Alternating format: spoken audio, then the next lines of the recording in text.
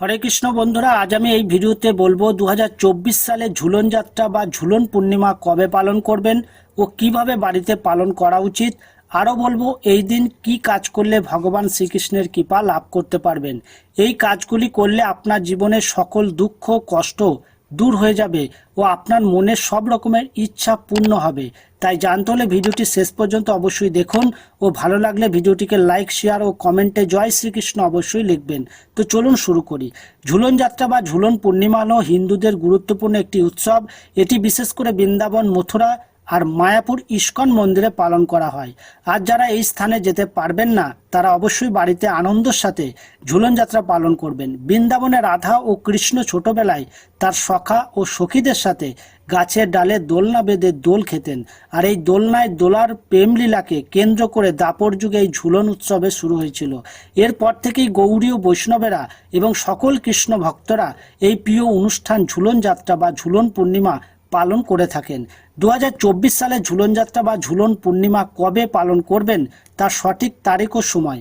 পূর্ণিমা তিথি শুরু হবে 19 আগস্ট সোমবার ভোর 3:04 থেকে। পূর্ণিমা তিথি শেষ হবে 19 আগস্ট সোমবার রাত্রি 11:55। ঝুলন যাত্রা বা ঝুলন পূর্ণিমা পালন করতে হবে আপনাকে বাংলা 2 ভাদ্র আর ইংরাজি 19 আগস্ট সোমবার। ঝুলন যাত্রা ও ঝুলন পূর্ণিমা পালন করার নিয়ম।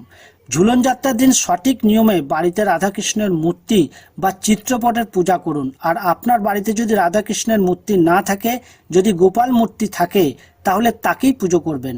আর কোনো রকমের আমিষ খাবার খাবেন না ও কোনো রকমের নেশা করবেন না। পূজার নিয়ম: এই দিন বাড়িতে রাধাকৃষ্ণের যুগল মূর্তি বা ছবি প্রতিষ্ঠা করুন এবং এই দিন আপনার সাধ্য অনুসারে একটি দোলনা কিনে এনে তার মধ্যে রাধাকৃষ্ণকে বসিয়ে পূজা করবেন ও দোলনাটি দুলিয়ে দুলিয়ে রাধাকৃষ্ণকে অবশ্যই দোল খাওয়াবেন। প্রথমে গণেশের পুজো করবেন। প্রথমে কিছু সাদা বা হলুদ ফুল নিয়ে গঙ্গা জল দিয়ে শুদ্ধ করে চন্দন মাখিয়ে ওং গাং গণেশায় নম বলে গণেশের চরণ দিন ও এই মন্ত্রটি বলে প্রণাম করুন। মন্ত্রটি হলো এক দন্তং মহাকায়ং লম্বোদর গজাননম বিঘ্ন বিনাশকং দেবং হিরবং প্রণমামহম।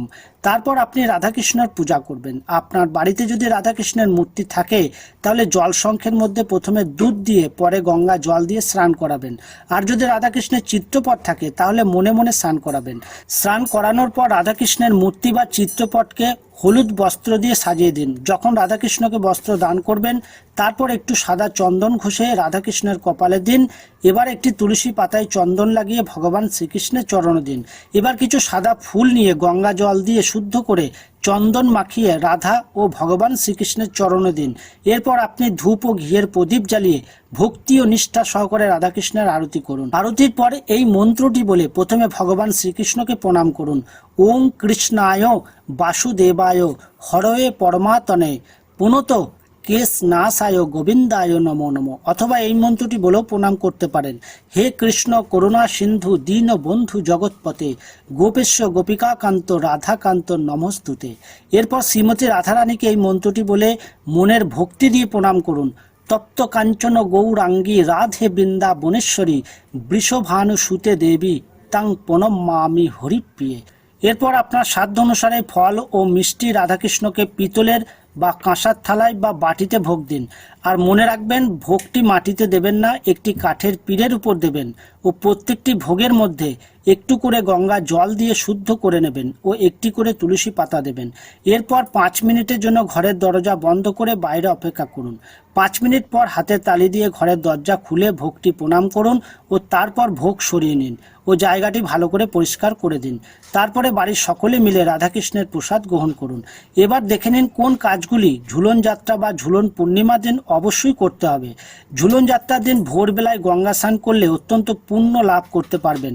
এই দিন শ্রীকৃষ্ণের মন্দিরে বা বাড়ির কৃষ্ণ মূর্তিকে মুকুট দান অবশ্যই করুন। ঝুলন যাত্রার দিন আপনি বাড়িতে গীতা পাঠ করলে আপনার মন সব সময় আনন্দে ভরে থাকবে এবং নানা প্রকারের দুঃখ ও কষ্ট থেকে মুক্তি পাবেন। ঝুলন যাত্রার দিন অবশ্যই জল দান করুন। এটি করলে অনেক পুণ্য লাভ করতে পারবেন। এই দিন বাড়িতে ময়ূরের পালক কিনে এনে ঠাকুরের আসনে অবশ্যই রাখবেন। এই দিন হলুদ রঙের ফুল, হলুদ মিষ্টি বা হলুদ রঙের ফল দিয়ে শ্রীকৃষ্ণের পুজো করুন। এই দিন বাড়িতে একটা নতুন চন্দন কাঠ অবশ্যই কিনে আনবেন, এতে আপনার বাড়িতে শুভ শক্তি প্রবেশ করবে। আপনারা যদি এই নিয়মগুলি পালন করে ঝুলন যাত্রা বা ঝুলন পূর্ণিমার দিন রাধাকৃষ্ণের পূজা করেন, তাহলে আপনাকে রাধাকৃষ্ণের কৃপা পেতে কেউ আটকাতে পারবে না। আশা করছি এই ভিডিওটি দেখে আপনি উপকৃত হয়েছেন। যদি উপকার হয় তাহলে একটি লাইক অবশ্যই করুন ও সবার সাথে শেয়ার করুন ও কমেন্ট বক্সে অবশ্যই জয় শ্রী রাধা মাধব অবশ্যই লিখবেন। তো আজ এখানে শেষ করলাম। সবাই ভালো থাকবেন, সুস্থ থাকবেন। জয় শ্রী রাধা মাধব।